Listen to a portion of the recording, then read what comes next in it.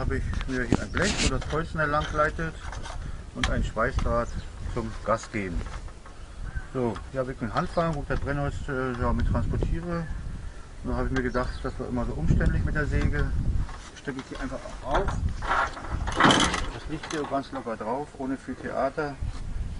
Ja, dann mache ich hier die Schraube ab, wo das Schwert mit eingeschraubt wird. Eine ganz normale Motorsäge.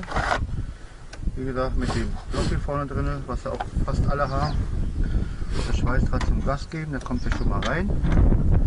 Dann wird die Säge vorne festgeschraubt.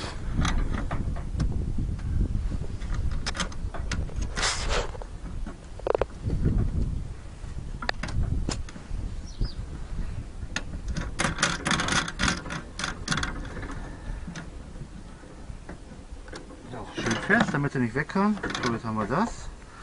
Jetzt habe ich, wie gesagt, mit dem Schweißdraht hier gebe ich Gas. Und das ist die ganze Funktionsweise. Das Stück Holz kommt drauf, gibt hier Gas und kann weiter runter machen, so stark wie das Holz ist. Verschiedene Größen. Ja, und jetzt kommt gleich der Praxistest.